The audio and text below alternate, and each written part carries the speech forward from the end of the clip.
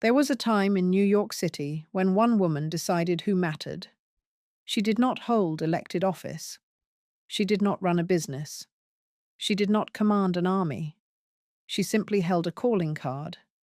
And if your name was not on her list, you did not exist in society. The women who came after her carried that same name, that same weight, and in some cases, that same hunger. But the world they were born into gave them a particular kind of power that had a ceiling built right into it, and one by one, they ran straight into it. What happened to the Astor women?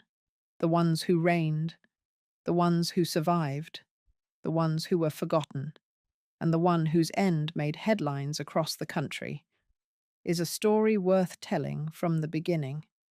The woman who built the throne, Caroline Lena Astor. Before there were Astor heiresses struggling to hold on, there was the woman who made the name mean something, not the men who accumulated the fortune, not the fur traders or the real estate investors. A woman who had been born into old Dutch money, who married into the Astor dynasty, and who, through sheer force of personality and social invention, turned her husband's name into the most powerful credential in American life. Her name was Caroline Webster Schermerhorn, and she was born on September 22nd, 1830, in Lower Manhattan, into a family that could trace its American roots back to the original Dutch settlers of New York in the 1600s. She was not considered a great beauty. She had strong features, dark hair that she reportedly dyed as she aged, and a round figure. What she had, instead, was a sense of purpose so complete and so unshakable that it functioned, in certain rooms, like a physical force. On September 23rd, 1853, she married William Backhouse Astor Jr. at Trinity Church in New York.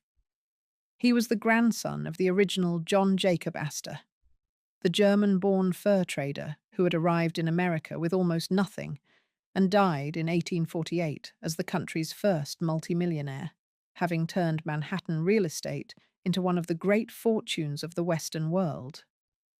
By the time Lena married in, the Astor wealth was measured in buildings, not just dollars, thousands of properties across New York City, miles of waterfront land, the kind of ownership that meant the city itself was partly an Astor possession. But wealth and power, even then, were not the same thing. William Backhouse Astor Jr. had no real interest in society. He spent long stretches of time on his yacht or at the family estate, Ferncliff, in Rhinebeck, New York, and he was often explicitly dismissive of his wife's social ambitions. When she threw parties, elaborate, carefully orchestrated evenings, he would sometimes come home mid-event, send the orchestra home, and order everyone out. Rather than surrender, Lena used his absence as fuel.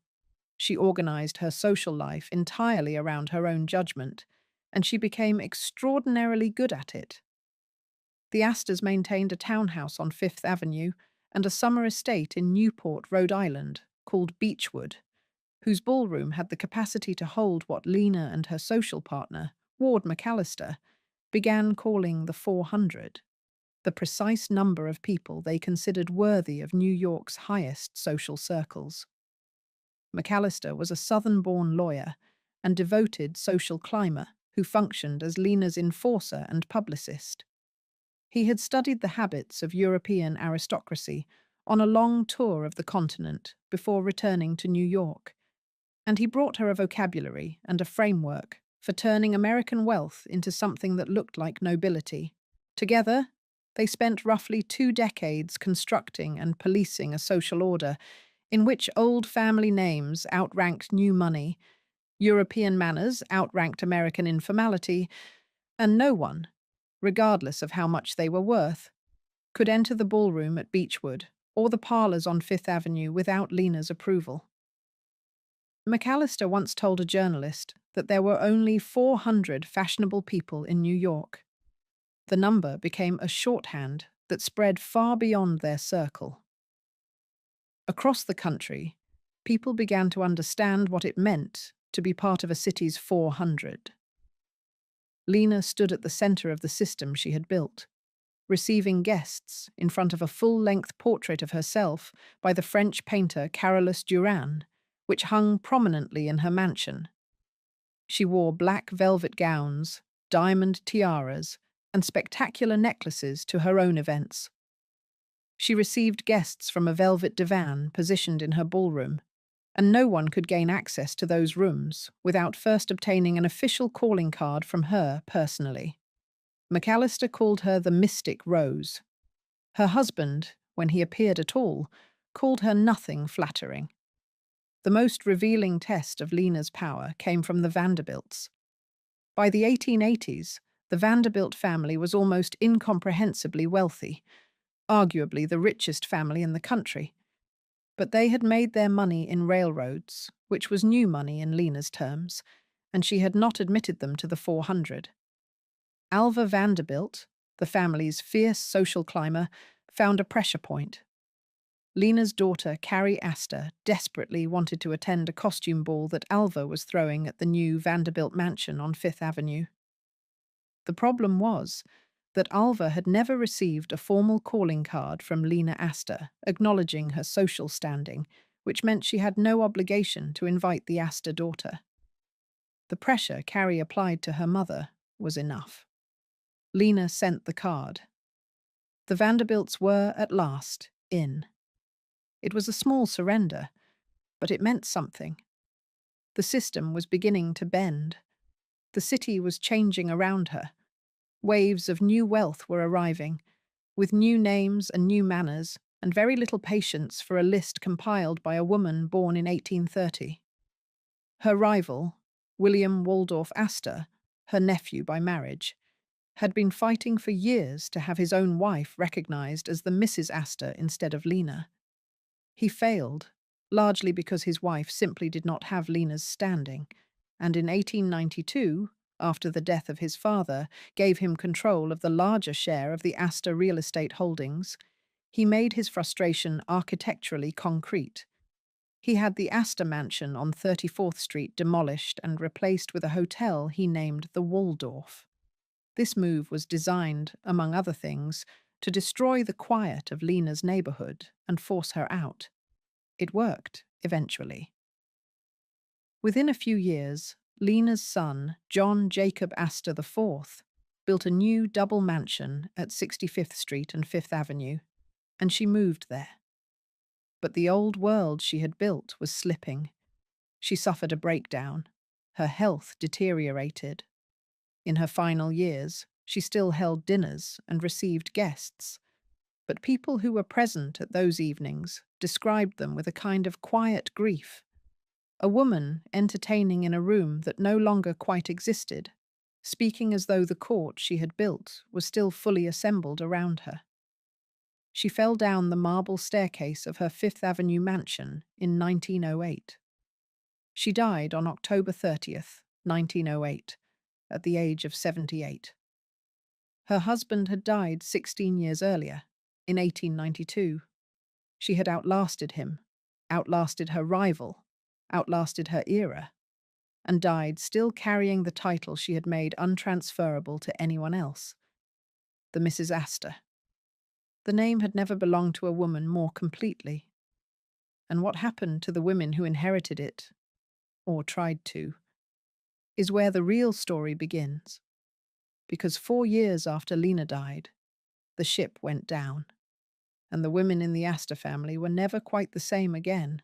Ava Lowell, Willing, the first Mrs. Astor IV, and the escape she made.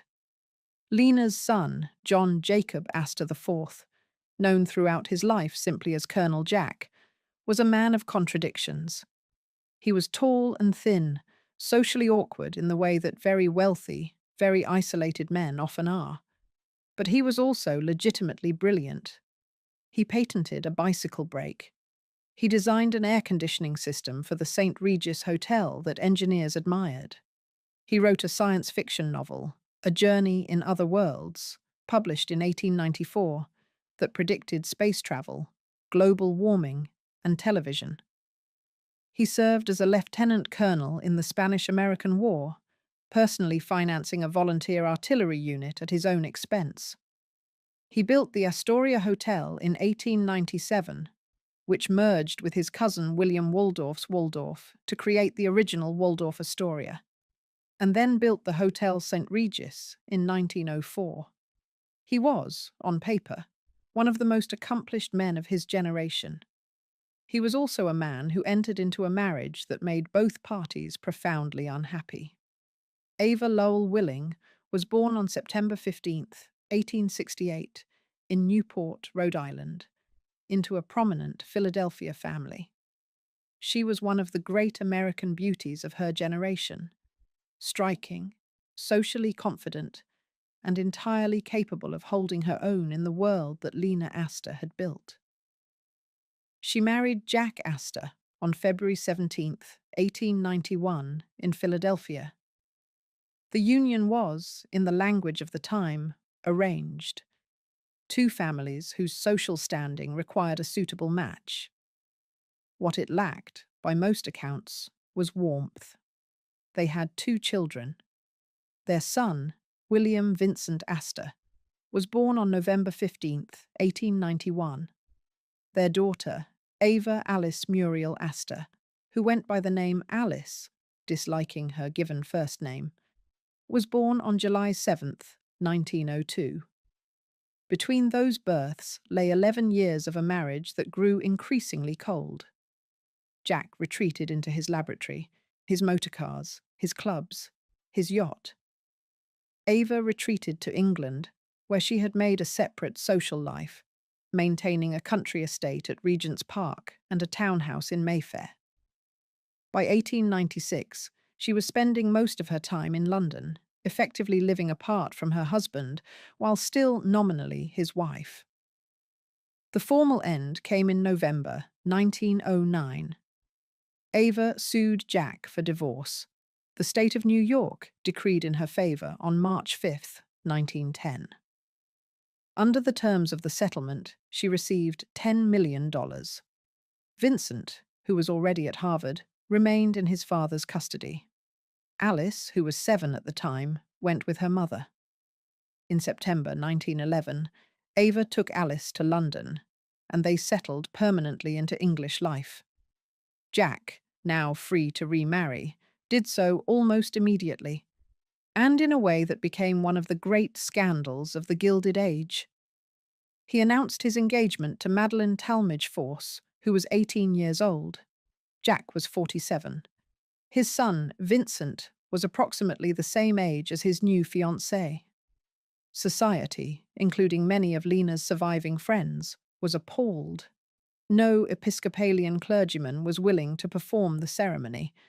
Jack eventually found a Congregationalist minister who agreed, reportedly for $1,000 in cash.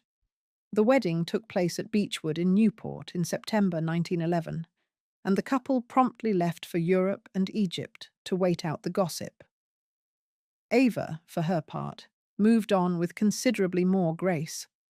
She remained in England, built a rich social and cultural life, and in 1919 married Thomas Lister, the 4th Baron Ribblesdale, a distinguished English aristocrat. She became Lady Ribblesdale, and she wore that title with the ease of someone who had always suspected she belonged in England.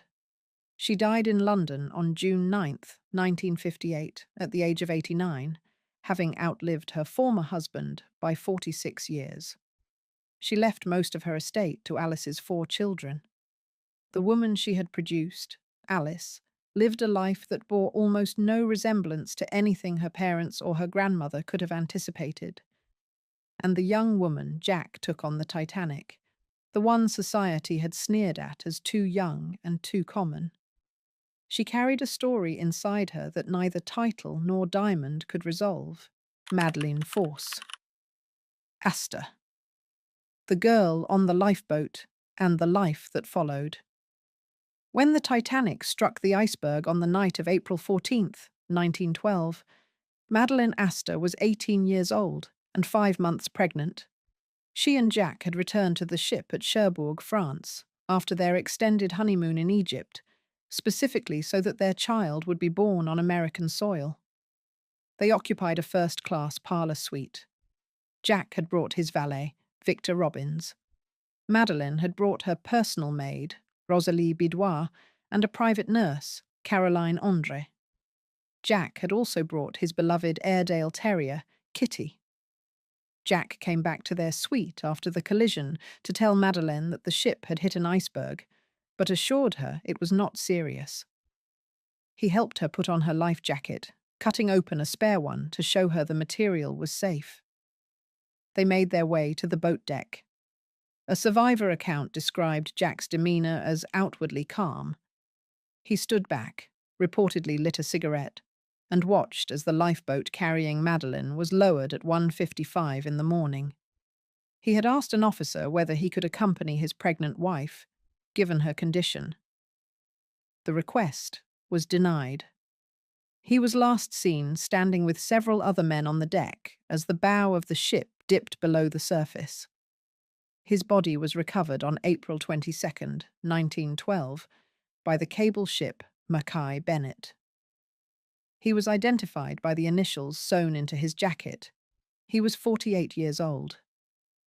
Madeleine arrived in New York aboard the Carpathia on April 18th. She was 19 years old, a widow, and carrying a child whose father had become one of the most discussed casualties in American history. A crew member on the Carpathia reportedly said that he had never seen a sadder face or one more beautiful than Madeleine Astor's as she came aboard. Under the terms of Jack's will, Madeleine received $100,000 outright, income from a $5 million trust fund, and the use of the Fifth Avenue mansion and the Newport estate, on the condition that she not remarry.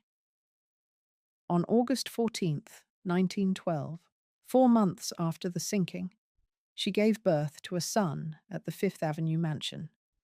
He was named John Jacob Astor VI, and the press called him the Titanic baby. The bulk of Jack's $85 million estate, approximately $69 million, went to his son, Vincent. Madeleine remained in public mourning for several years. She did not return to society until 1915. In June 1916, she made her first remarriage to William Carl Dick, a childhood friend and sugar refinery heir.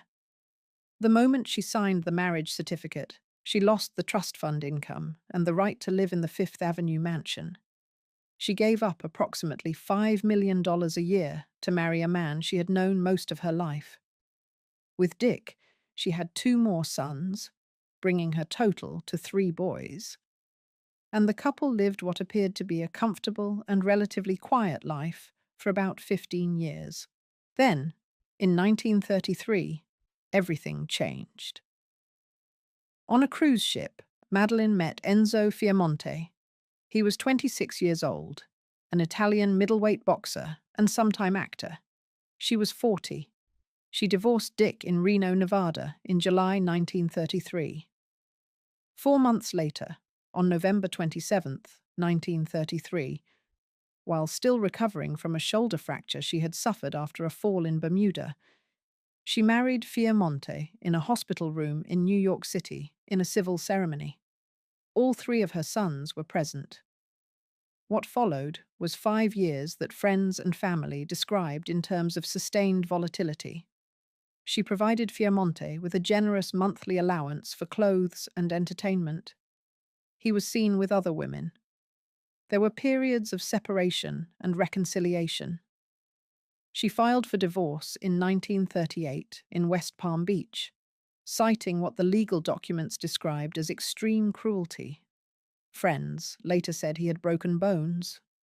He, in response, told the press that she had been emotionally unstable and in need of constant medical care. The divorce was granted on June 11, 1938. Madeleine took back the surname Dick. She was 44 years old and had been through more than most people experience across an entire lifetime. 2 years later, on March 27, 1940, she died in Palm Beach, Florida. She was 46, The official cause of death was a heart ailment. Friends who had been close to her told journalists afterward that they were not entirely certain that was the whole story. She was buried at Trinity Church Cemetery in New York City in a mausoleum with her mother. Her first husband, Colonel John Jacob Astor IV, was also buried at Trinity Cemetery. The Woman's Society had called a scandal, the girl too young and too ordinary to carry the Astor name.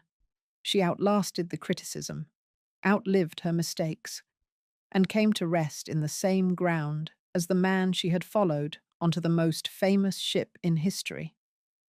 The daughter that Jack left behind, Alice Astor, Ava Lowell Willing's daughter, spent her own life at a strange angle to everything her family had built, and she lived it in a way that neither her grandmother nor her mother could have predicted or perhaps understood. Alice Astor, the heiress who kept marrying, and the life she kept looking for. Ava Alice Muriel Astor, who went simply by Alice, was born on July 7th, 1902, in Manhattan. She was 7 years old when her parents divorced. She was 9 when her mother moved her to England permanently. She was 10 when her father died on the Titanic, on a ship she had only recently been told he would be boarding. She grew up between her mother's house on Grosvenor Square in Mayfair and a country estate in Surrey, educated at Notting Hill High School in London, navigating a world that was half Astor and half Ribblesdale, half New York and half English countryside. She was tall, dark-haired, pale, and, by every account, extraordinary to be around. Her grandson, Ivan Obolensky, whose father, also Ivan, was Alice's eldest son, later wrote that she was an expert in Egyptian hieroglyphs, that she was competitive and utterly without patience for being late, and that she thrashed everyone she played golf with, including the man she eventually agreed to marry. That man was Serge Obolensky, a Russian prince who had previously been married to the illegitimate daughter of Tsar Alexander II of Russia. He was in his early 30s when he met Alice. He was charming, cultivated, and penniless, having fled Russia with the rest of the aristocracy when the revolution swept everything away. Alice's mother, now Lady Ribblesdale, was violently opposed to the match. She did not want her daughter, with her $10 million trust fund and the full weight of the Astor name, marrying an impoverished Russian exile. Alice waited until she came of age and then proceeded exactly as planned. The wedding in London on July 24th, 1924, was triple-layered, a civil ceremony, then a private ceremony at the Savoy Chapel, and then an Orthodox ceremony at a Russian church. Prince Paul of Yugoslavia served as best man. Society writers called it the event of the season. Alice looked radiant, according to observers, but she apparently refused to cut the wedding cake. They had 2 children together, a son, Ivan, born in 1925, and a daughter, Sylvia, born in 1931. The marriage lasted 8 years. They divorced in 1932. Whatever had initially drawn them together, the romance of the exile, the thrill of defying her mother, had run its course. Alice's second marriage came in January 1933 in a courthouse in Newark, New Jersey. She married Raimund von Hofmannsthal, the son of the Austrian playwright Hugo von Hofmannsthal, one of the most celebrated literary figures in German-language culture. Raimund was 26, intellectual, deeply embedded in the world of art and music. They had a daughter, Romana, born around 1935. This marriage also ended in 1939. What happened between the second and third marriages is harder to categorize. From 1936 to 1937, Alice had an affair with Sir Frederick Ashton, the English choreographer who would eventually become one of the most celebrated figures in the history of British ballet. The affair was complicated by the fact that Ashton was gay, which was widely understood in the circles they moved in. Alice's feelings for him outlasted the affair itself. According to biographical accounts of her son Ivan, both of her subsequent marriages, the third and fourth, were to gay English men. She appears, across the second half of her life, to have been drawn consistently to brilliant, cultivated men who could not give her the kind of love she may have been looking for. She married Philip Harding, a journalist, in March 1940. They divorced in 1946. She married David Pleydell Bouverie in May 1946. That marriage also ended in 1952. Through all of it, she maintained the house her brother Vincent had given her at Rhinebeck, New York, a Palladian Revival stone residence she named Marion Rue, overlooking the Hudson River. She kept it through every marriage and divorce. It was, perhaps, the one constant in a life that moved through so many different shapes. There was also, throughout Alice's life, a thread of the mystical and the spiritual that none of her marriages could account for. She had a deep, sustained interest in Egyptian hieroglyphs, not as a hobby, but as a serious intellectual pursuit. Her grandson, Ivan, later wrote that Serge Obolensky, Alice's first husband, described her as an expert in the field. She was also a patron of ballet companies across 2 continents, the Sadler's Wells Ballet in England and companies in America. And she brought to that patronage the same serious engagement she brought to her other intellectual interests. She was not someone who simply wrote checks. She was someone who showed up. The house at Rhinebeck, Marion Rue, the Palladian Revival stone residence overlooking the Hudson, was the center of gravity in a life that otherwise moved constantly. Her brother Vincent had given it to her when she married Serge in 1924. She kept it through every subsequent marriage and divorce, through the affair with Ashton, through the later marriages to men she could not build a life with. It sat on the same stretch of the Hudson River as the main Astor estate, Ferncliff, where her father had been born in 1864, where the family's great country life had been staged for generations. She named it Marion Rue, the German phrase for Mary's peace. The choice of name alone says something about what she was looking for. Alice Astor died of a stroke on July 19, 1956, at her apartment at 219 East 61st Street in Manhattan. She was 54 years old. She had been a mother, a patron of ballet companies, a student of Egyptian hieroglyphs, and the daughter of the richest man who went down on the Titanic. She had been married 4 times, to 4 men who could not quite hold her. She had 4 children who scattered across different continents. She left an estate of approximately $5 million, a fraction of what her father had died with, and a fraction again of what her grandmother Lena had wielded as social power. The man who really consolidated what remained of the Astor wealth in America was Alice's half-brother, Vincent. And it was the woman Vincent chose at the end of his life, the woman who was not born an Astor, who had no connection to the family fortune, and who arrived from entirely different circumstances, who did something with the name that none of the women before her had quite managed to do, or tried.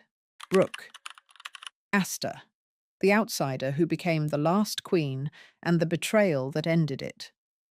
Vincent Astor, the son of John Jacob Astor IV and Ava Lowell Willing, had inherited the bulk of his father's fortune after the Titanic.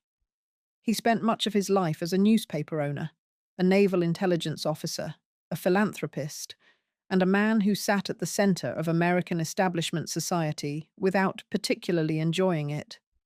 He married twice before the age of 60 without producing children or apparent happiness. His second wife divorced him. He suffered from poor health. And then, in October 1953, 11 months after his second wife left him, he married a woman named Brooke Marshall. Brooke was born Roberta Brooke Russell in 1902 in Portsmouth, New Hampshire, into a military family. Her father was a Marine officer, and her childhood was spent moving between military postings in various cities. A peripatetic early life that in some ways prepared her for the mobility and adaptability that the Astor social world demanded. She was educated, widely read, curious, and possessed of a dry wit that people who knew her consistently described as one of her most disarming qualities. She eventually wrote 2 memoirs of her own, Patchwork Child in 1962 and Footprints in 1980, both of which were received warmly and revealed a writer with a genuine gift for observation. Her first marriage to J. Cusa ended in divorce in 1930, and Brooke later described it in terms that left little doubt about the suffering involved. Her second marriage, to Charles Marshall, a wealthy investment banker, had been the happy one. She described it afterward as a great love match. Charles died in 1952. Brooke had one son from her first marriage, Anthony, who had taken the Marshall name. When she married Vincent in October 1953, she was 51 years old. He died on February 3rd, 1959, just over 5 years into their marriage. He was 67. He left his entire fortune, the last great chunk of what remained of the original Astor wealth, not to any biological heir, but to a charitable foundation that bore the Astor name, and he left Brooke in charge of it. What Brooke Astor did with the next 48 years is, by almost any measure, extraordinary. She gave away approximately $200 million over the course of her stewardship, most of it to New York City institutions, the Metropolitan Museum of Art, the New York Public Library, the Bronx Zoo, Prospect Park, Central Park, countless public schools, libraries in underserved neighborhoods, and programs that never made the society pages but changed individual lives. She had a saying that became widely quoted. "Money is like manure," she used to tell people, "and it is not worth a thing unless it is spread around." She was also, during those decades, the closest thing New York had to a living link to the Gilded Age. She had been born in 1902, the same year as Alice Astor, the same year as the last full flowering of the world Lena had built. She was witty and charming, and she knew everyone. Henry Kissinger was a friend. Oscar de la Renta was a friend. Barbara Walters was a friend. She wore extraordinary jewelry, and she gave it the proper weight. She hosted. She attended.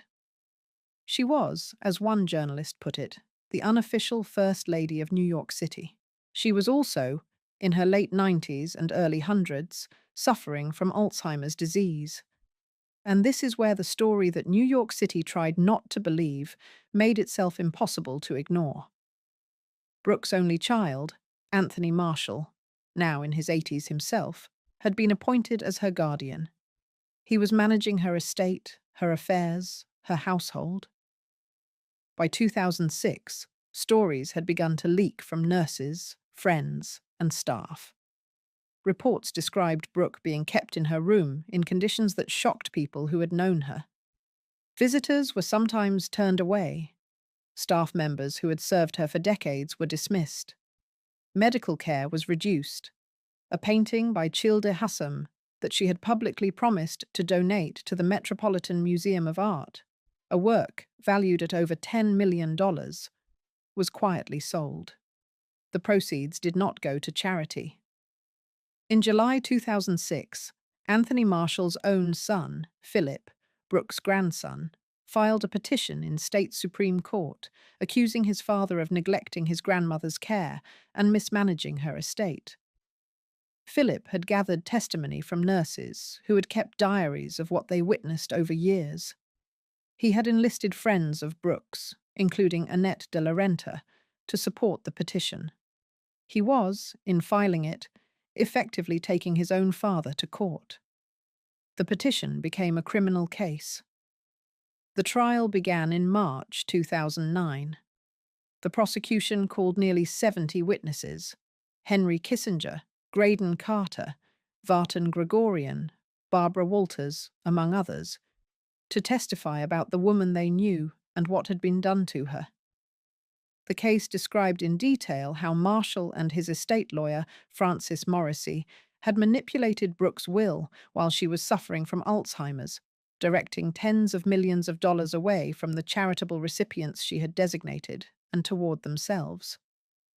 On October 8, 2009, the jury convicted Anthony Marshall, then 85 years old, on 14 of 16 counts, including first-degree grand larceny and scheming to defraud. Morrissey was convicted on 5 counts. Each received a sentence of 1 to 3 years. Marshall eventually served approximately 2 months before being released on medical grounds. He died in 2014, a broken man by every account, having never reconciled with his son. Brooke Astor had died on August 13, 2007, aged 105, from pneumonia at her home in Briarcliff Manor, New York. Her funeral at St. Thomas Church in Manhattan was attended by more than 1,000 people, including most of the prominent figures in New York's civic and cultural life. She was interred at Sleepy Hollow Cemetery next to Vincent. The epitaph she had chosen for her gravestone read, "I had a wonderful life." The estate she left was valued at approximately $192 million. Most of it went to charity, as she had always intended. $30 million to create the Brooke Astor Fund for New York City education. Millions more to parks and hospitals and cultural institutions. Anthony Marshall received $14.5 million, reduced from a larger amount because of the legal proceedings. Philip Marshall, who had sacrificed his inheritance to protect his grandmother, received approximately $1 million after the will was contested. He was later asked whether he would do it again, knowing what it would cost him financially. He said he would, without hesitation. He had saved his grandmother. That had been the goal. The money, he said, he simply did not care about. What the name actually cost them. Looking across all of these women, Lena, Ava Willing, Madeline, Alice, Brooke, the thing that holds them together is not the fortune. The fortune was always, in one way or another, passing through their hands rather than belonging to them. Lena spent her entire life building a social empire on a name that was legally her husband's. She turned a calling card into the most powerful credential in American social life, and yet had no formal authority, no vote, no board seat, no legal standing that was not dependent on the man whose name she had taken. When her husband came home and dismissed the orchestra, there was nothing she could do except wait for him to leave again. Ava Willing walked away from the Astor name for $10 million and a British baron's title. She had the intelligence and the beauty and the connections to have been a formidable force in any world that would have let her be one. And she found that world in England, where the rules were different enough to give her room. Madeline received the name for 14 months and a pregnancy, and gave it back when she chose to live her own life. The will had made her a prisoner of her grief with extraordinary precision. Keep the money. Do not remarry. Do not change. She refused, and she paid for that refusal with the financial security Jack had presumably intended to give her. Alice was born into it and moved through 4 marriages looking for something it had never provided: intellectual companionship, passion, a man who could match her. She found extraordinary people, men of genuine brilliance, and lost all of them, and kept searching. She left a Hudson River estate and an incomplete life and children who carried pieces of her forward across several continents. Brooke arrived from the outside, turned what remained of the name into one of the most consequential acts of civic philanthropy in American history, and watched her own son try to dismantle it while she could no longer defend herself. The trial of Anthony Marshall was watched by legal scholars and elder care advocates across the country, not just because of the Astor name, but because of what it illustrated about the vulnerability that wealth could not prevent. Brooke had given away more money than most people could comprehend. She had done it with intention and generosity and real intelligence about what the city needed. And at the very end, the person she had trusted most, the person she had raised, used the years when she could no longer fully understand what was happening to take as much of it as he could. None of them were powerless, exactly. Each of them, in her own period and in her own way, exerted a kind of influence that left marks. Lena redrew the map of American social life. Madeline's survival of the Titanic and her refusal to stay within the lines the will had drawn for her meant something. Alice's hunger for art and ideas and extraordinary people shaped at least 2 generations of children and grandchildren in ways that are still visible. Brooke's stewardship of the Astor fortune changed the physical landscape of New York City. Buildings, parks, libraries, schools that exist today because of what she chose to do with money she had not originally earned. But the ceiling was always there. The fortune passed to the men. The decisions passed to the men. When Vincent died, he passed the money not to a daughter or a sister, but to a foundation. And even that was an act of control, a way of determining from the grave what the wealth would do. When Jack died on the Titanic, he left the vast majority to his son, Vincent, with provisions for Madeline that included the specific condition that she could not remarry and keep the money. The women in this family were given magnificent stages and given to understand, in the fine print, that they were still tenants of someone else's house. The title, Mrs. Astor, was the most honest expression of this. It was not even entirely a name. It was a role. And the women who wore it, each in their own generation, wore it the only way they could, by making it their own and hoping, against the logic of the world they lived in, that it would be enough. The Astor women did not disappear quietly. Lena kept throwing balls in empty rooms. Madeline survived the most famous ship in history and then survived the marriages that followed. Alice collected extraordinary people across 4 continents and died with a Hudson River estate and a broken heart that not even the finest pedigree could repair. And Brooke, who was not born an Astor at all, turned what remained of the name into something the original John Jacob Astor, who made his fortune by trading furs and buying up Manhattan 1 block at a time, could never have imagined. The Astor dynasty in America is effectively over in the original sense. The fortune is dispersed. The Fifth Avenue mansion is gone. Beechwood in Newport has been a banquet venue for years.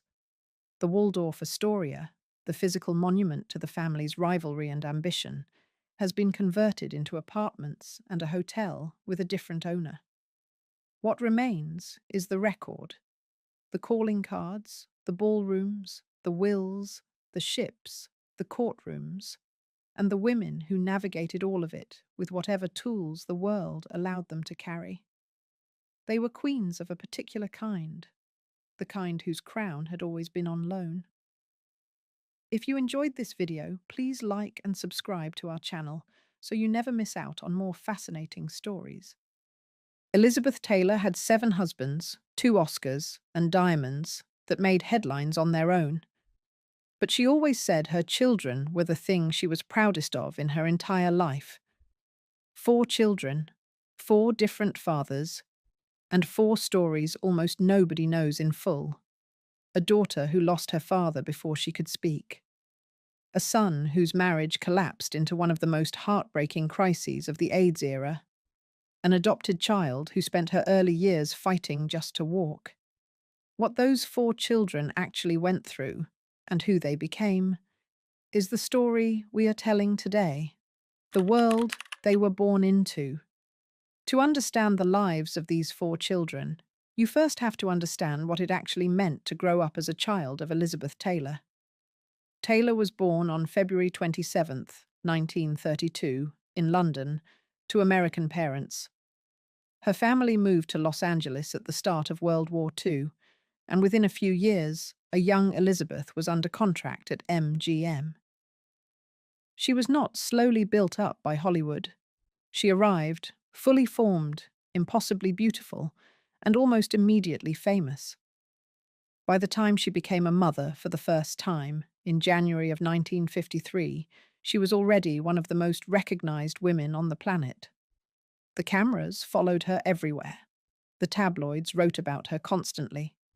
And the men in her life, her husbands, her co-stars, her rumored lovers, were almost always front-page news. What this meant practically for her children is that they were never truly private people. From the moment they were born, they were photographed, discussed, and defined by their mother's fame. They grew up in houses in Los Angeles, in Switzerland, in England, moving between countries and schools and stepfathers with a frequency that most children would find disorienting. And yet, by every account from people who knew the family, Taylor worked hard to create something that felt like a home. William J. Mann, a biographer who spent years researching Taylor's life, spoke to her son Christopher at length. Christopher told him that Taylor was protective of her children in ways that didn't always make the press. She kept them away from the circus, as far as she could manage it. She did not parade them at premieres or use them as props for publicity. When she was home, she was fully present. She created Easter celebrations with small petting zoos in the garden. She made birthday parties that the grandchildren would still talk about decades later. But no amount of intentional mothering could shield four children from the reality of their circumstances. Their father figures changed. Their schools changed. The countries they lived in changed. And the grief, the particular grief that runs through all four of their stories, started early. And for one of them, it started before she was old enough to understand what loss even was. The story of Elizabeth Taylor's children is not a single story. It is four separate stories, each one shaped by a different kind of loss. And the one that begins with the most violence, with a crash over the New Mexico desert, belongs to a little girl named Liza Todd, the child who lost her father before she could know him. Elizabeth Frances. Todd was born on August 6, 1957. She was known from childhood simply as Liza. Her father was Mike Todd, the third of Elizabeth Taylor's 7 husbands, and by almost every account, the great love of her life up to that point. Mike Todd was not a quiet man. He was a large personality Hollywood producer, the man behind the Oscar-winning film Around the World in 80 Days. He was 25 years older than Taylor, brash and extravagant, and utterly devoted to her. Taylor later described their relationship with a kind of aching warmth, writing that under his care, her sense of herself soared. He did not ask her to marry him. He told her, and she found that irresistible. They married on February 2nd, 1957, in Acapulco. Taylor was already pregnant with Liza. When Liza was born that August, the family seemed, at last, to have found a kind of stability. Todd was at the height of his career. Taylor was shooting films and collecting jewels and traveling the world alongside a man who genuinely adored her. Liza was their daughter, their only child together, and by all reports, cherished. She was 7 months old when her father died. On March 22nd, 1958, Mike Todd boarded his private plane, a twin-engine Lockheed Lodestar he had named the Lucky Liz, for a flight from California to New York. Taylor had wanted to go with him. She had asked him repeatedly, but she was ill with a cold, and Todd overruled her, insisting she stay home and rest. Just hours before takeoff, He was on the phone with friends, describing the plane as perfectly safe and making jokes. The plane went down near Grants, New Mexico. An engine failure, combined with icy conditions at high altitude and an overloaded aircraft, sent it spinning out of control. Everyone on board was killed. Mike Todd was 50 years old. Taylor was 26 and a widow, with a 7-month-old baby and 2 other small children from her previous marriage. She later described the moment she was told as one of uncontrollable physical collapse. She could not process it. She screamed. For weeks afterward, she said, acting was the only way she could function, the only time she could leave the grief behind long enough to get through the day. Liza, of course, was too young to remember any of this. She would grow up knowing her father only through photographs and other people's memories. She would be raised primarily by her mother and later by her stepfather, Richard Burton, who adopted her in 1964 when he married Taylor. Burton became the father figure she did not have, and by all accounts, he took that role seriously. But Liza's relationship with the life her parents led was complicated. She grew up on film sets and in boarding schools in Switzerland. She spent years watching her mother become one of the most discussed women in the world, while also trying to construct some kind of private identity for herself. She was quiet, where her mother was volcanic. She was drawn not to performance, but to form, to objects, to shapes, to the specific silence of the sculptor's studio. She studied at Hornsey College of Art in London and at the Art Institute in Los Angeles. She became an accomplished sculptor, particularly known for her equine work. Her recreations of famous horses, including a celebrated piece dedicated to the Champion Racehorse Secretariat, are exhibited across the United States and Europe. She has lived for many years in upstate New York, largely away from the press, in a life that looks nothing like the one she was born into. In 1984, Liza married the painter Hap Tivey. They had 2 sons together, Quinn, born in 1986, and Reese, born in 1990. The marriage lasted nearly 2 decades before they divorced in 2003. Quinn has become one of the more public-facing members of the Taylor family in recent years. He is a trustee of the Elizabeth Taylor AIDS Foundation and has spoken movingly about his grandmother's legacy and the values she passed down through the family. Liza's story is one of quiet survival. She lost her father before she could know him, grew up in the eye of a media storm she never asked for, and built a life in art that has nothing to do with fame.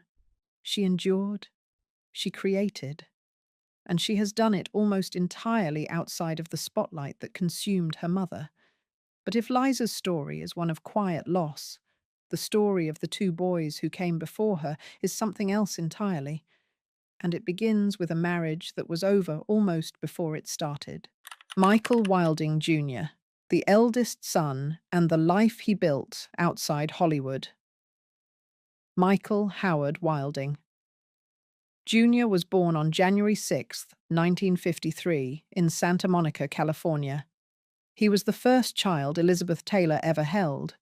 His father was Michael Wilding, a British actor, charming and gentle, whom Taylor married in February 1952 when she was 19 years old. The marriage was never an equal partnership. Taylor later described what she wanted from it as the calm and quiet of friendship, a retreat from the relentlessness of Hollywood. Wilding, for his part, hoped the marriage would help his own stalling career. He was 16 years older than Taylor, and the age gap became more noticeable as she grew more confident and he grew more uncertain. By the time Michael Jr. was old enough to walk, his parents were already drifting. When Taylor left for Texas in 1955 to film Giant, the sprawling George Stevens epic that also starred James Dean and Rock Hudson, the marriage was effectively over in everything but paperwork. A gossip magazine ran a story claiming that Wilding had entertained women at the family home in her absence. Taylor and Wilding announced their separation in July 1956. The divorce was finalized in January 1957. Michael Jr. was 4 years old. He spent his childhood the way all four of Taylor's children did, moving. Europe, California, Switzerland, England. Schools with different languages and different rules. A father who was present but diminished, and a mother who was present but surrounded by an increasingly famous life. He was not pushed toward acting. Taylor kept the children away from the press as much as she could manage, and for much of his boyhood, Michael Jr. lived a life that was quieter than the name he carried would suggest. He did eventually find his way into the industry, following his mother's footsteps almost inevitably. Both Michael Jr. and his younger brother Christopher made their first screen appearances in their mother's 1967 film, The Taming of the Shrew, alongside her then-husband, Richard Burton. It was a minor thing, cameos really, but it was the beginning. In the 1980s, Michael Jr. had a modest but real acting career. He appeared in the long-running American soap opera Guiding Light from 1985 to 1988, playing the character Jackson Fremont. He had a role on Dallas in 1989, and in the same year, he shared screen credits with his mother in the television film Sweet Bird of Youth. These were not the kinds of roles that get you on the cover of a magazine, but they were genuine work, and Michael seemed to take them seriously. His personal life during this period was complicated. He had married Beth Clutter in 1970, and together they had a daughter, Layla, in 1971. But the marriage did not hold as a traditional unit. He had a second daughter, Naomi, in 1975, with a different partner, Johanna Likadan, and the three of them, Michael, Beth, and Johanna, lived together for a time in a commune arrangement. It was unconventional by any measure, and it was the kind of detail that made the tabloids squint in his direction, though Michael largely managed to stay out of the headlines during this period. He married his third partner, Brooke Palance, daughter of the Oscar-winning actor Jack Palance, in August 1982. They had a son together, Tarquin Wilding, born in 1989. Tarquin has gone on to work in film and has been one of the more vocal members of the family in celebrating his grandmother's legacy. He told Town and Country magazine in 2017 that he thought about how lucky he was to be born into the family he was. Wacky, as he put it, but caring and sensitive in equal measure.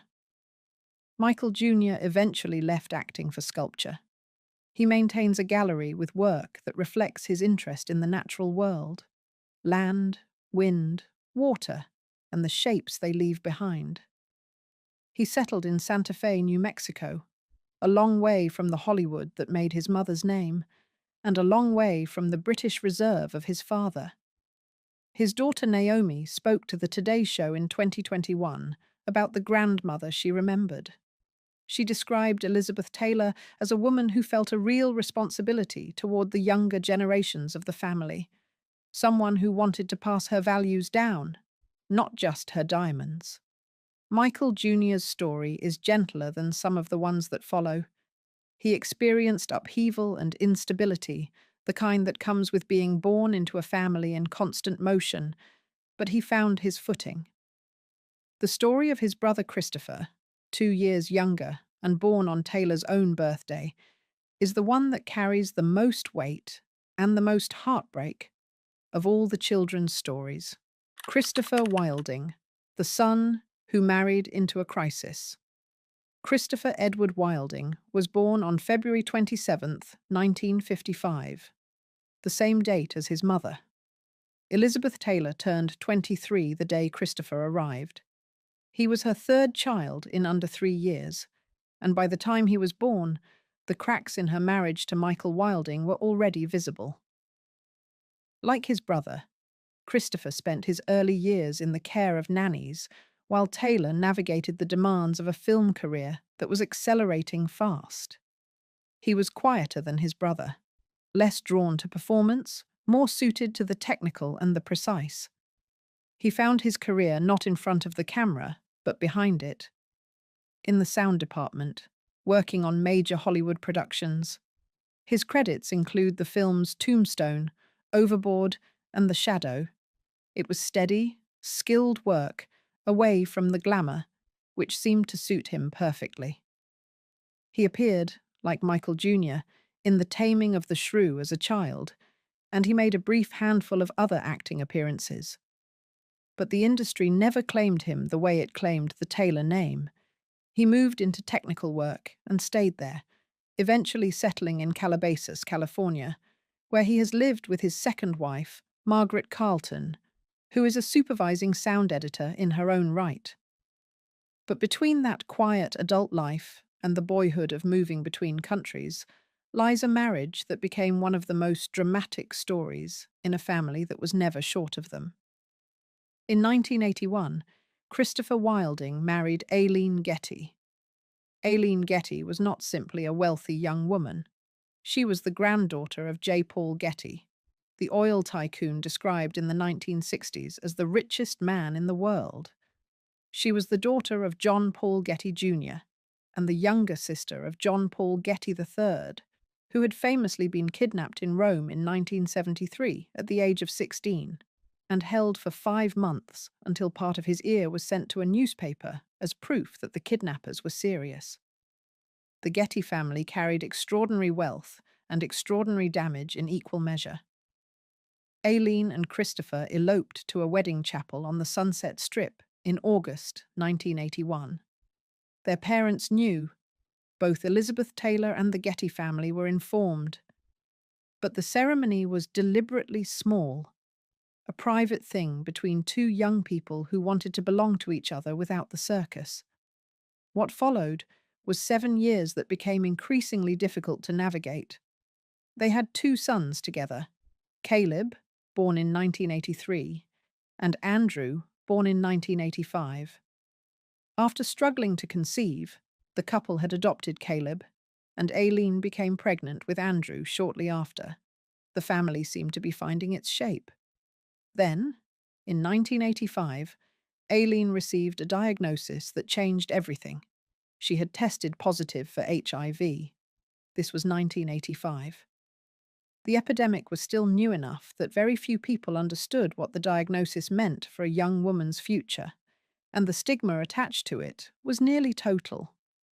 Aileen later described the period immediately after as one of complete collapse.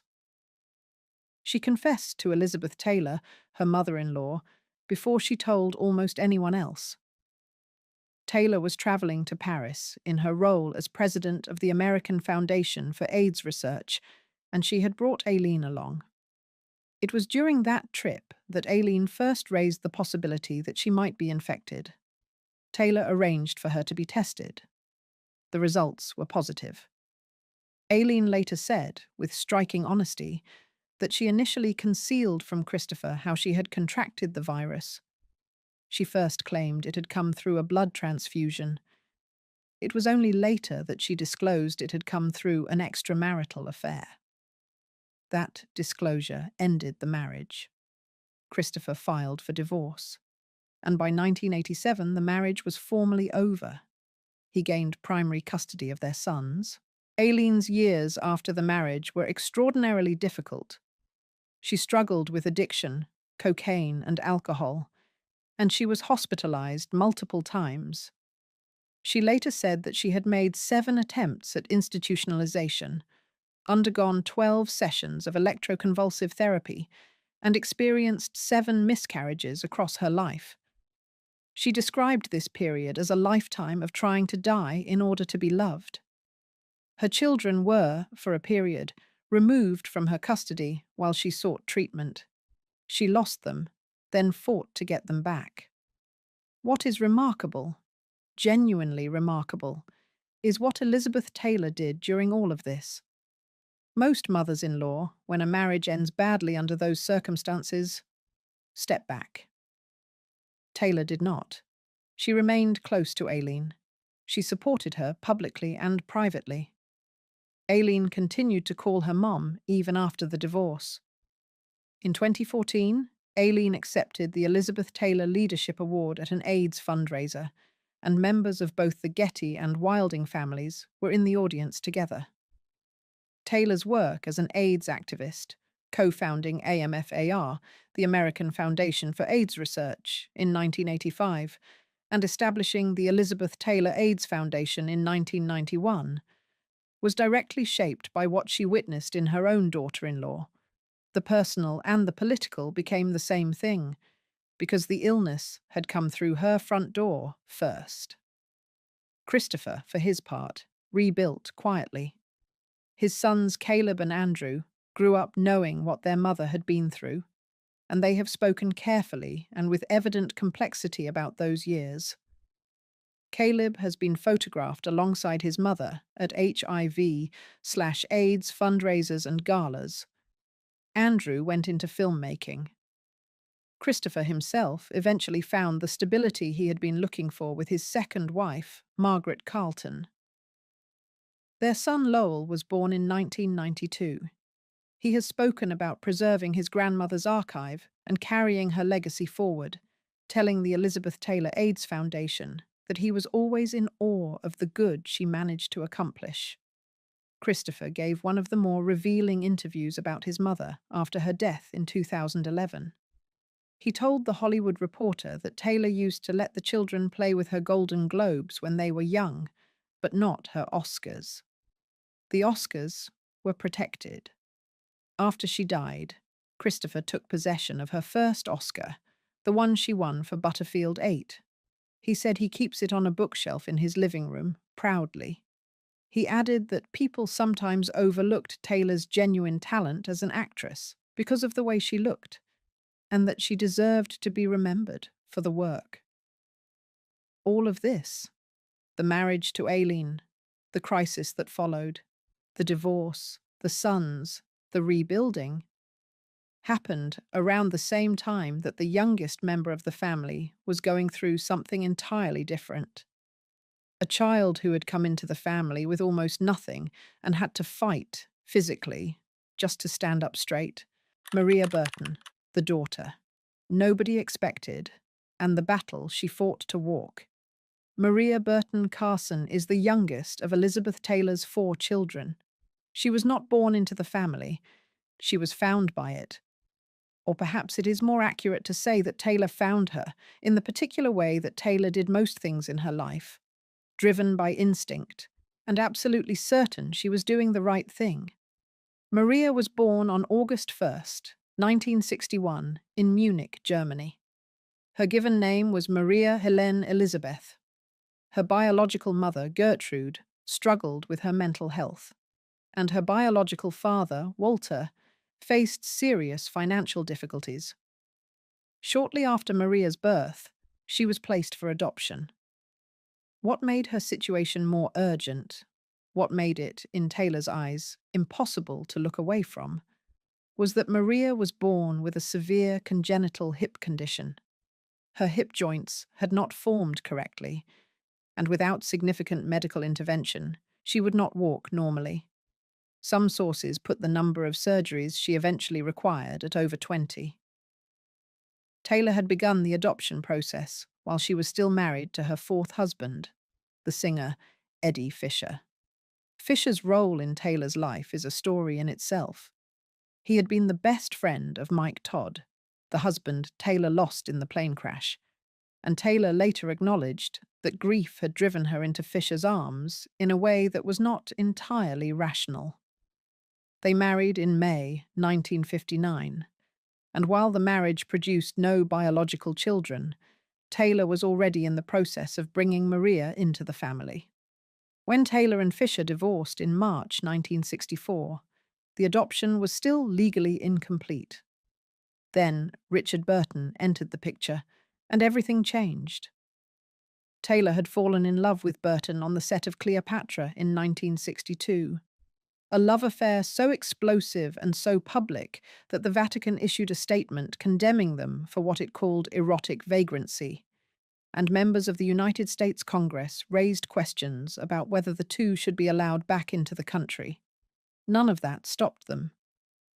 They married in March 1964, 10 days after Taylor's divorce from Fisher was finalized, in a private ceremony in Montreal.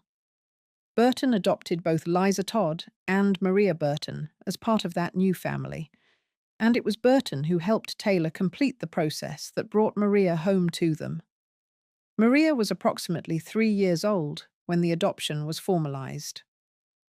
Taylor's response to learning about Maria's medical condition before the adoption was completed has been widely quoted. When she was told about the severity of the hip problem, she said that she wanted the child all the more because of it, that she felt she could do something to help. It is the kind of statement that could sound sentimental, but the years that followed backed it up. Taylor and Burton arranged for Maria to receive the best medical care available, following her through surgery after surgery, staying beside her through recoveries that would have broken many adults. Taylor was present. She was hands-on. She made sure that Maria's childhood, despite the hospitals and the procedures, had as much warmth and stability in it as she could provide. Maria grew up as part of a family that was in constant motion, between their home in California, a house in Switzerland, and wherever Burton and Taylor happened to be filming. Despite the glamour that surrounded the family, she was kept out of the press as much as possible. She attended private schools. She was not pushed toward acting or modeling, though she did try both briefly as a young woman. In her teens and 20s, Maria explored fashion design and modeling, and she later started a talent agency with her first husband, Steve Carson, whom she married in the early 1980s. Together they had a daughter, Elizabeth Carson, known as Eliza, born in 1982. Eliza has spoken warmly about her grandmother in interviews, describing summers spent at Taylor's home and the impression that Taylor left on her in the years before her death. The marriage to Steve Carson lasted into the late 1990s, but ended before 2000. By the early 2000s, Maria had married again, to a man named Tom McKeown, with whom she had a son, Richard, born around 2001. The second marriage also ended in difficulty. In 2004, Maria filed a legal restraining order against McKeown and left with her young son to stay at Taylor's home in Bel Air. Taylor's biographer, William J. Mann, described Taylor's response as characteristic.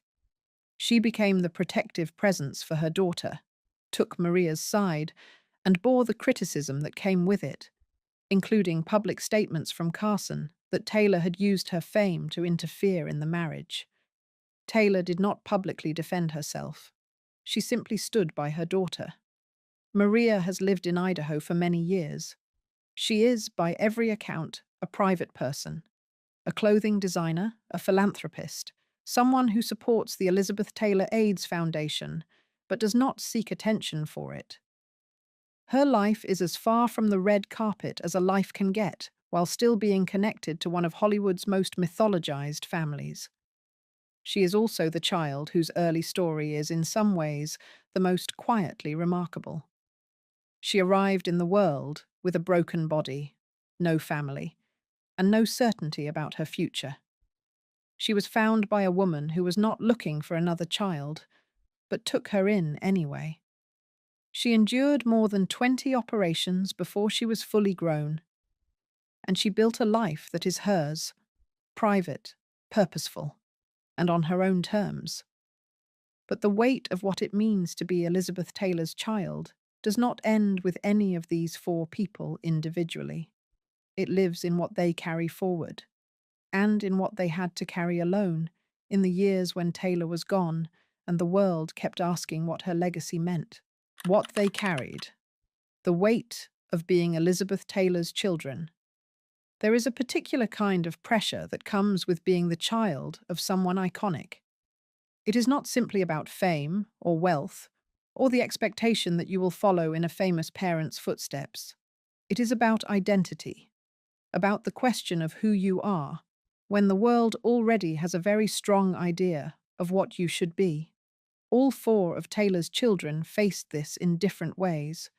and all four of them found answers to it that their mother, for all her love, could not provide for them. They had to find those answers themselves. For Michael Jr., the answer was eventually sculpture. He had spent years inside the industry, years on soaps, years on sets, and at some point, he stepped back from it and toward something quieter, the language of form rather than performance. He has described his work in terms that are almost meditative, the shapes that emerge when earth and wind and water have their way with the environment over time. It is the opposite of the world he was born into. For Christopher, the answer was the sound department, the technical, precise work of constructing the audio landscape of a film rather than being seen in it. He worked on major Hollywood productions for decades without being profiled in a single entertainment magazine. He raised his sons. He rebuilt after the crisis of his first marriage. He kept moving. For Liza, the answer was horses and bronze and upstate New York. She has said in interviews that she loved growing up on her mother's film sets, but she never wanted to be on them as a principal subject. She found the actor's life, the exposure, the judgment, the constant surveillance, incompatible with the kind of person she was. Sculpture gave her a form of expression that was hers alone, not inherited, not comparative. For Maria, the answer was simply to disappear from the public narrative entirely, to live in Idaho and raise her children, and do her work without needing the world to see it. What all four of them share is a relationship with their mother that was, by every available account, genuine and close. This is not always the case with famous parents. There are plenty of children of legends who have spent decades in therapy unpacking the damage of being seen as accessories to a celebrity. Taylor's children, by contrast, speak about her with a warmth that is consistent and specific. They remember particular moments. They remember her laughter. They remember the way she made holidays feel like events, not obligations. Michael Jr.'s daughter Naomi said her grandmother felt a deep responsibility toward the younger generations. Not just affection, but an active commitment to passing something real down. Christopher kept her Oscar on his bookshelf and called it something he was thrilled to have. Liza's son, Quinn, carries her activism into a new generation, working with the Elizabeth Taylor AIDS Foundation. Maria's daughter Eliza described spending whole summers with her grandmother and being shaped by her belief that standing up for what was right was not optional. Taylor's lawyer and longtime co-trustee, Barbara Berkowitz, has said that in the more than 20 years she worked with Taylor, there was never a holiday without the family present. Taylor was the glue. She insisted on it. She wanted her children, grandchildren, and great-grandchildren in the same room, sharing meals, sharing time. Given how scattered the family was geographically and temperamentally, that took real effort on her part. Elizabeth Taylor died on March 23, 2011, in Los Angeles, from congestive heart failure. She was 79 years old. She had been ill for years. Her health had been a recurring crisis throughout her adult life, beginning with a near-fatal bout of pneumonia in 1961 that required a tracheotomy and drew reports from news agencies that she had already died. She had survived hip surgeries, back surgeries, a brain tumor in 1997, and decades of dependence on medication that had begun with the physical injuries that accumulated during her decades of filmmaking.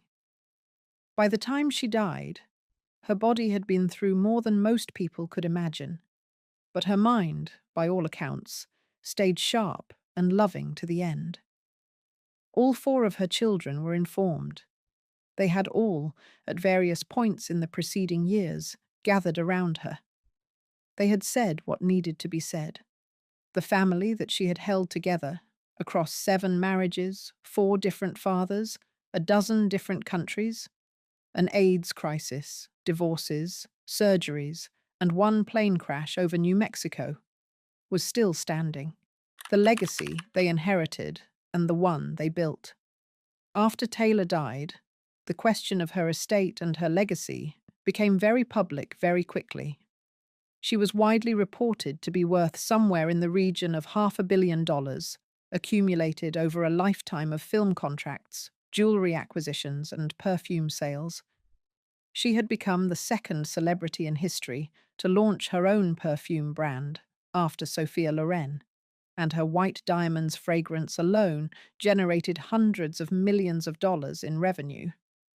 Her estate was distributed primarily among her 4 children and the foundations she had established. The Elizabeth Taylor AIDS Foundation, which she had created in 1991 to provide direct services to people living with HIV, became one of the primary vehicles through which her descendants continued her work. What is striking, looking across all 4 of the children's lives, is how differently they each chose to carry that forward. Michael Jr.'s 3 children, Layla, Naomi, and Tarquin, are all involved with the foundation. Tarquin has spoken in interviews about the family's sense of shared responsibility toward the cause, describing the grandmother they all admired for what he called her boundless generosity. He is also a filmmaker and a motorcycle enthusiast, someone who inherited her appetite for living fully and translated it into a different key. Christopher's son, Lowell, has spoken about creating an archive, a physical, permanent repository of Elizabeth Taylor's life and work, something that would outlast the generation that knew her personally. He told the Elizabeth Taylor AIDS Foundation that he wanted to honor not just her fame, but the specific good she did, the fights she picked when it was dangerous to pick them. Liza's son, Quinn, is arguably the most publicly active of the grandchildren in AIDS advocacy. He was listed as an executive producer on the HBO documentary Elizabeth Taylor. The Lost Tapes, which aired in 2024 and drew on hours of previously unheard audio recordings Taylor had made in the early 1960s, recordings in which she spoke candidly about her marriages, her fears, her children, and her sense of herself. The documentary gave the public a version of Taylor they had not quite heard before. Introspective, funny, uncertain about things that had always appeared certain from the outside. Maria's daughter Eliza works in social work in Manhattan with the Department of Child Protection. She has told interviewers that her grandmother always stood up for what was right and that she tries to do the same in her own way. It is a quietly extraordinary thing that the granddaughter of the most photographed woman of the 20th century spends her days protecting vulnerable children in New York, largely unknown and unbothered, carrying something forward that has nothing to do with glamour. These are the people that Elizabeth Taylor's children became, and the people that her grandchildren are becoming. They are sculptors and sound editors and filmmakers and social workers and activists. They are people who were born into extraordinary circumstances and, for the most part, built ordinary lives without apology. The 4 children themselves are aging now. Michael Jr. was born in 1953, making him in his early 70s. Christopher was born in 1955. Liza in 1957. Maria in 1961. They have outlived the marriages that made them. They have outlived the tabloid scandals and the gossip columns and the magazine covers. Some of them have outlived their own hardest years. And they all carry, in different ways, the mark of what it was to be raised by someone who was, whatever else she was, fiercely committed to her children. Taylor had her failures. She was not always present. She was sometimes overwhelmed by her own life. But she kept showing up. She kept the family together. She kept her door open. When you look at the photograph from 2007 again, Taylor at the center, her 4 children around her, it does not look quite the same as it did at the beginning of this video.